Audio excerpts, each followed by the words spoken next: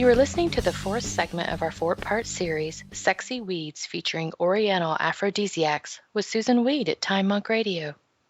Hello, Susan, and welcome back to the last segment of our Sexy Weeds featuring Oriental Aphrodisiacs. Hi, Gemini. I hope you're feeling blessed and wonderful. I am, and we are all enjoying these topics and can't wait to hear more.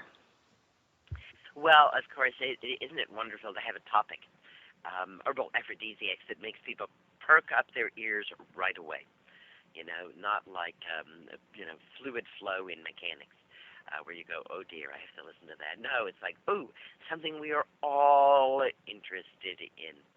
Many years ago at the Wise Woman Center, the women who were participating in the event had elected to have a ceremony.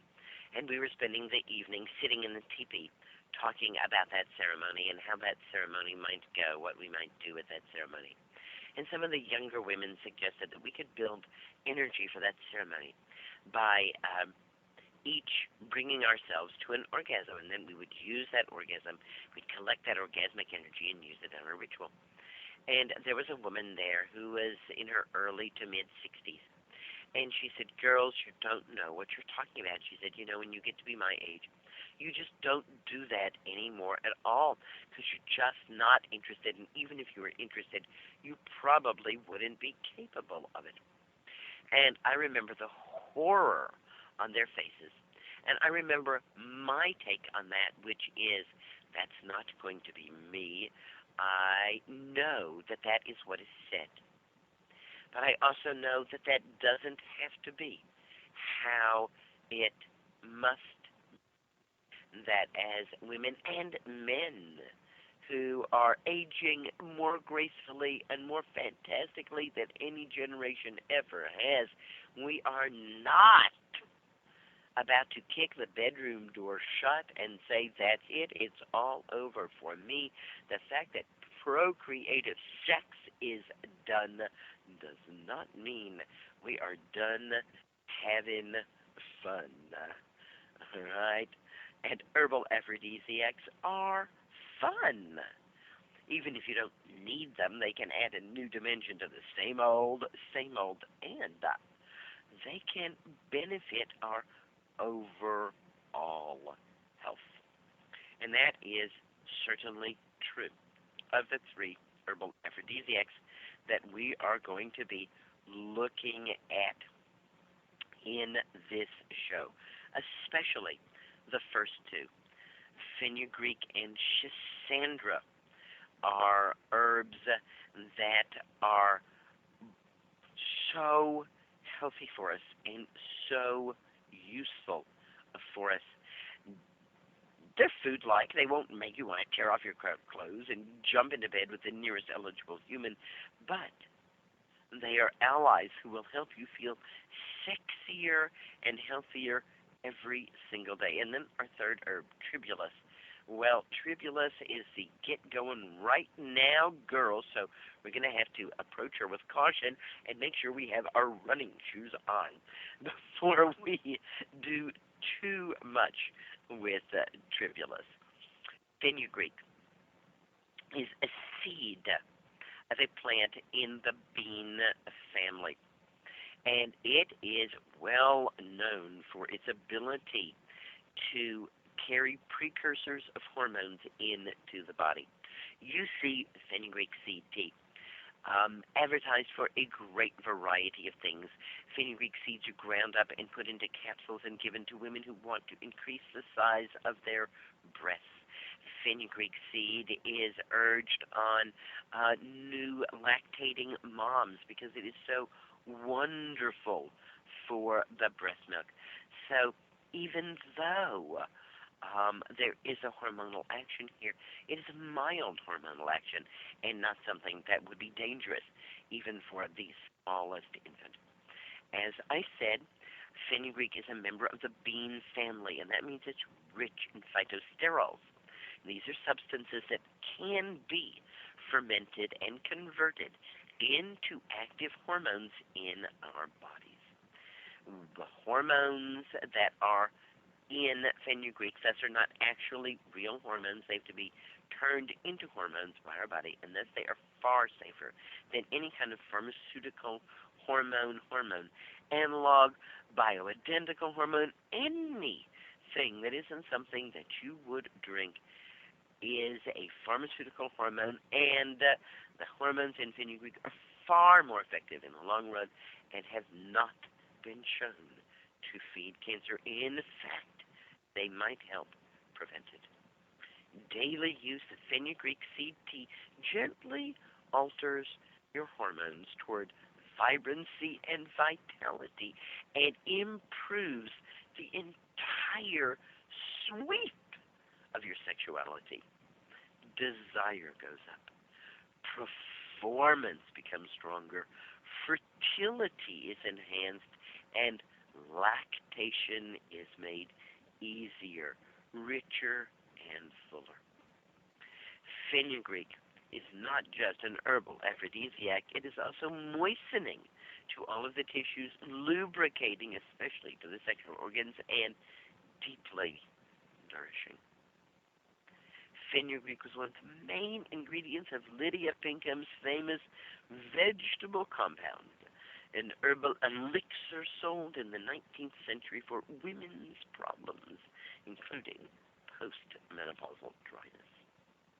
Fenugreek does have one side effect, and I must admit, it's a side effect that I love. As a matter of fact, sometimes I just drink fenugreek tea because I want this side effect, and that is it makes body fluids smell and taste sweet like maple syrup. That's right!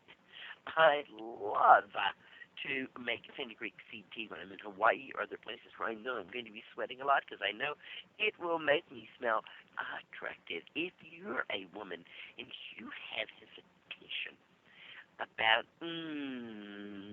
having someone smell or taste the part of you that is so private, if you think, oh, maybe it doesn't smell good or maybe it doesn't taste good, then fenugreek is definitely going to be your ally.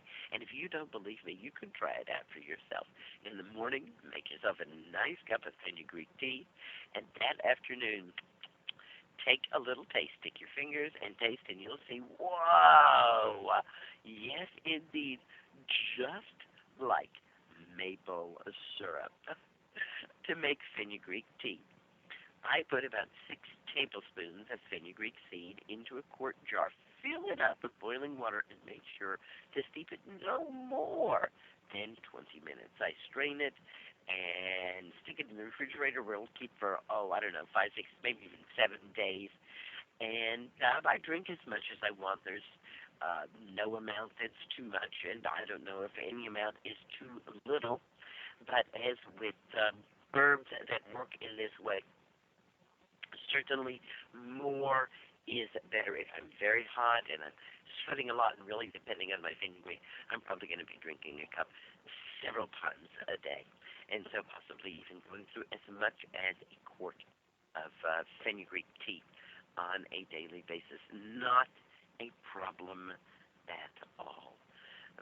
The Indian word for fenugreek is methi, Methi. And I remember way, way back in the 70s reading about fenugreek herb and how it was used, and that the author thought that methi was such a more beautiful term for this, that the plant itself is not adequately described by the kind of clunky word fenugreek. And I certainly agree with her, but you're not going to find it sold anywhere at all as a methi, so you're going to have to look for it as fenugreek. It's not an infusion. We don't want to brew it for a long time. There are aromatic compounds in the seeds, and so the fenugreek seeds, as with the vast majority of seeds that we would be making a tea from, should be brewed briefly. If we brew them for more than 20 minutes, some fairly nasty tasting stuff is going to come out of those seeds. So we just want the top note. We just want the part of the fenugreek that is going to improve our potency, that is going to bring mineral richness. And because of its association with the bean family is going to bring those phytosterols into our body. Mm-hmm. Fenugreek, I love you. Thanks so much for being around.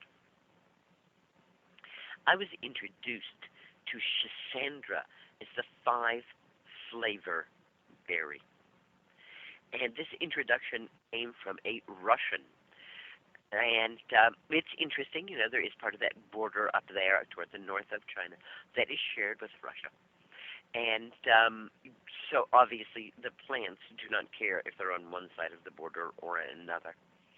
And I was gifted with a small jar of Schisandra berries, which had actually been harvested and then cooked in some kind of syrup so that they were crystallized Schisandra berries, and I was instructed to eat one of them per day. And when I did, I knew almost immediately why it was called the 5-flavor berry. First of all, when I put that Schisandra berry in my mouth, I thought, oh, this is nice. This is going to be sweet. But following pretty heavily on the heels of that, it got kind of astringent and drying my mouth and sour. So it's kind of dry and puckered up at the same time. And that wasn't so good. But it started to taste, I don't know, is it really possible that it was a little bit kind of salty in there? Yeah, it really was. And then, interestingly enough, there was that bitter, just a little tip on the top of the sundae. The 5-flavor berry comes true. It is used throughout China as an extract, tincture, or infusion.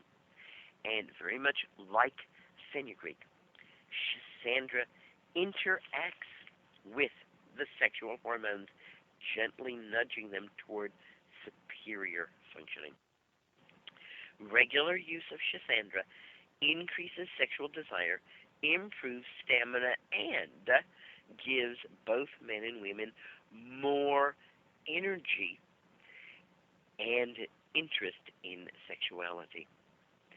Unlike ED drugs, Schisandra berry tincture strengthens the heart, lowers blood pressure, but doesn't cause a low drop in blood pressure. It just gently lowers blood pressure, nourishes the adrenals, counters inflammation, and increases sexual satisfaction.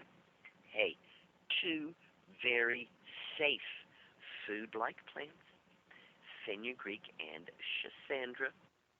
They're waiting for you, a little bit exotic, but not impossible. You won't find these at your local grocery store unless your local grocery store is a health food store.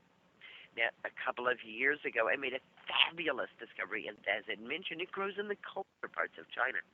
And so I bought a Schisandra vine, and it is doing really well. I bought several other plants at the same time, including an elder tree, and none of those plants have managed to survive, but the Schisandra is surviving. I don't know if it's thriving because I haven't seen a picture of a really healthy one, but it certainly is hanging in there. And it's planted where the mint is. I don't know if they're good friends and enjoying themselves together. But I do know that I am very much looking forward to being able to make my own Schisandra berries and perhaps get in touch with that woman from Russia and find out just how she made that and what she thought of it. I know that she told me, look, it's red, and red is for the heart. Red is for the heart, and red is for desire. Red is for the heart, and red is for love. When you are ready to ignite that fire of desire and love, ignite that in your heart, then Schisandra is the ally that you want to look for. This is something we really haven't mentioned, all this talk about herbal aphrodisiacs and herbs that do this. We haven't really mentioned that for many people. It's not so much about the orgasms, it's more about the intimacy. It's more about that looking deeply into someone's eyes and feeling connected with that other person. So Schisandra is a wonderful ally to have to allow us to do that. The last plant we're going to talk about of all of our sexy plants goes by a slew of names, bull head, cow trunk, cat head, devil's eyelashes, goat head, and puncture vine. This noxious, invasive, nasty species is native to Africa, Australia, and southern Asia. Animals given powdered tribulus mount more frequently and for longer periods of time than those given pharmaceutical-grade testosterone. Remember what we said way back in the first and second shows about herbal aphrodisiacs, that testosterone is the the hormone of desire. And that when we want to boost desire and boost performance, it is usually testosterone that we are going to target. And seems to work better than pharmaceutical grade testosterone. Hooray. People who take tribulus do just the same. Plus, they report increased satisfaction as well. Studies have been unable to confirm that tribulus actually has an effect on testosterone levels. Instead, tribulus seems to act directly on the brain, right into the brain and on the hormonal control glands that are found in the brain. Thus, tribulus quickly turns one's thoughts to pleasure. Additionally, tribulus increases the release of nitric oxide. Right? Nitric oxide is released from nerve endings of the erectile tissues of the penis and the clitoris. So when nitric oxide is released, then the nerves feel more and the erectile tissue engorges with more blood. So the fact that tribulus can increase the release of nitric oxide is wonderful for those looking for sexual pleasure. In addition, it increases the way that we have our energy. So when we're using tribulus, our energy seems to be more focused on sexuality. And this is true for both men and women. Taking tribulus kind of increases our work ethic around sexuality, if I can say that. It's certainly fun. It makes you, want to have fun. But there's something about tribulus. It's often said, if you take tribulus, you will be able to play hard for hours on end. And that's what I mean. It's almost like this work ethic. I can do it, and I can do it for a long amount of time. And hey, not saying anything against a long amount of time. That's just great. But we also know that tribulus is not going to be the kind of herb that you take and you say, gee, I thought maybe I was interested, but I'm not. If you are taking tribulus, you are definitely going to be more interested after taking it than you were before. So, wow, we have spent a wonderful 4 sessions here looking at aphrodisiac herbs. And there were a few other things that I wanted to mention because there are a few foods that are considered to be somewhat aphrodisiacs and all. And I've mentioned so many times this month my book Down There that I thought I would read a small excerpt from that book as our closing segment for our show. So I often tease the apprentices and say that the ocean is salty, and that means it's mineral rich, and minerals are needed to make hormones. And so if he takes you out for a steak dinner, you have nothing to fear, but if he takes you out for a lobster dinner, you know what he has in mind. Now, science says that things in the ocean are very mineral rich, and that this is very important to sexuality.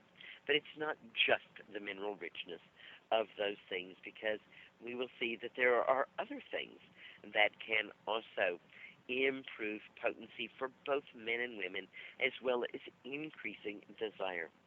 Shellfish, certainly, but also fatty fish like mackerel, tuna, salmon, sardines, fatty fish, eggs, bee pollen. Oh, my lovely neighbor just gave me, who keeps bees, just gave me a beautiful jar of bee pollen, honey, and royal jelly. All right, and he said, you eat this, you will feel so good that you will want to share feeling good with someone that you love. Wink, wink. All right, pumpkin seeds are also well known to improve potency, and of course, pumpkin seeds are just wonderful for the prostate gland. So we should certainly be thinking about pumpkin seeds, especially as men. In down there, I have a potency potion soup, and it contains 7 foods that are known to aid engorgement and sexual pleasure, and that is onions, savory, that's the herb, celery, lovage, lettuce, burdock root, and saffron. And if you want to add other things to your soup, you certainly can, but those are some very important for potency foods. 2 ounces of sunflower seeds supplies about 4 grams of erection enhancing arginine. Other food sources include pine pollen, peanuts, tahini, camasio, almonds, Brazil nuts, lentils, chives, watercress, carob, and kidney beans. So we do not have to take supplements of arginine. We can eat foods. Pine pollen is Stephen Booner's go-to herb whenever man has erection difficulties, whenever he's having heart difficulties, whenever it looks like what's going on is there's not enough testosterone. Then Stephen Booner talks about using pine pollen as natural testosterone. I was rather amazed when I heard him say this, because there isn't actually really estrogen in plants, with a couple of exceptions. But apparently there is really testosterone in the pollen from the pine trees. So one way of getting that is to get specialty honeys that are made, say, during pine bloom, and that would be a pine pollen honey, or to buy it. I'm not sure if it's on the market yet, but people have certainly been talking about it for long enough for someone to have possibly started putting it out on the market. You know, I often say that I prefer to make my tinctures in 100 proof vodka or 100 proof alcohol and not grain alcohol, but it's pretty likely that what you're going to be getting will be put up in grain alcohol, and that's why it's important to take not more than you need of the pine pollen. The difficulty with putting pine pollen up in anything other than so-called grain alcohol or high-proof alcohol, 198 proof, is that the pollen itself is fearful of water, hydrophobic, right? And I certainly found that the first time I found pine pollen, I found a lavish amount of it and swept it all up, and sieved out the larger hunks of bark and so on. It was I had fallen onto a deck, so it was pretty easy to sweep up. And then I called Stephen Booner, and I said, well, Stephen, look at this. I got like a whole ounce of pine pollen. What should I do with it? He said, tincture it right now. And I said, okay, what should I tincture it in? And he says, well, you have to use Everclear or some kind of really strong alcohol because it's afraid of water. It won't go into solution in any other kind of alcohol. Well, we did not have Everclear on hand, but we did have 100 proof vodka on hand. And so we put our pine pollen into a jar, and we poured the vodka in on it, and we went back to our ceremony. And when it came time for the next break, you had the perfect example of hydrophobic. There was the water in the jar. There was the pine pollen floating on top of it as dry as if it had been out in the sun all that time. Now, one of the women at this workshop took on the task of seeing if she could shake that pollen into solution in the vodka, and she was successful. It is true that the dosage bottle that she gave me tends to have some of the pollen fall to the bottom and some come to the top, but in general, a little bit of a shake kind of gets it right back in there. Okay. Well, my dears, I guess we should just think about wrapping it up for now. Oh, well, gee, did we talk about horny goatweed? You know, when somebody first told me there was an aphrodisiac called horny goatweed, I thought they were teasing me, but it's been used by practitioners for over 2,000 years in traditional Chinese medicine, so we could hardly leave it out tonight. It's one of several species of epimedium, a leafy plant which grows at high altitudes. And the leaves of this plant contain some compounds that you know about and have heard about: flavonoids, polysaccharides, sterols, and an alkaloid called magnafluorine. Whew.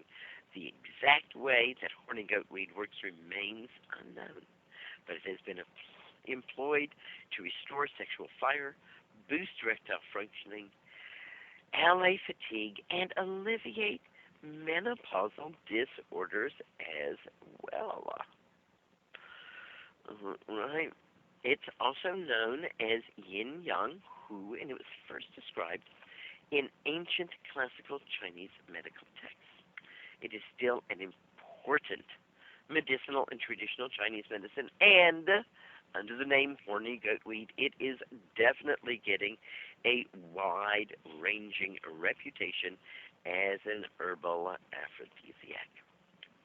I promised that I'd read a little bit from my book to end our segment, and the part that I have picked is where clitoris speaks to us. I hold the center of desire. I know the vectors of satiation. Like my brother, I grow turgid and swollen, and like my brother, my growth is hidden, felt, rather than seen. He looks outward, I look within. He pokes his nose into things, I send out subtle feelers. I am slow, thoughtful, contemplative. I am willing to take my time to wait for the right moment and the perfect setting. I have strict standards, and I am finicky. Coddle me and court me, titillate me with innuendo, entice me with promises, regard me with awe, whisper to me, sing to me of protection and permanence. I am impetuous, wild, raging with lust. I need now. I tolerate no words. All my verbs are action verbs. I am everywhere and everything. Nothing exists but my thirst, my yearning. I am insatiable, unconquerable, despotic. Cover your face. Do not look at me. I wiggle and thrum. I throb and hum. I vibrated ever-increasing frequencies, and my mantra is more, more, more, more, more, more, more intense, more vibrato, more, higher, broader, fuller, richer, exquisite, idyllic, blissful, boundless. My ecstasy serves fecundity, maximizes fertility, and aids in birthing. My delight gives to the future and repays the past. And beyond all that, when you assume your crone's throne, I will remain to decorate your life with pure pleasure. I am a bud suffused with blood. I am a sponge networked with nerves. I am your joy. I am your clitoris. This is Susun Weed sharing sexy herbs with you. Come and visit me at SusunWeed.com. Find my books, including Down There, Sexual and Reproductive Health for Men and Women, at the Wise Woman Bookshop.com, as well as at that other bookseller named after a big, strong, powerful woman. Lots of things to do with plants, because green blessings are everywhere. once again, Gemini, my great gratitude for your allowing me to have this time. Well, Susan, thank you so much. We feel properly sexed up and quite educated tonight. All right, we'll make use of it. We certainly will. Thank you so much. Good night. Till next week. Good night. This completes the fourth segment of our four-part series, Sexy Weeds, featuring Oriental Aphrodisiacs with Susan Weed at Time Monk Radio.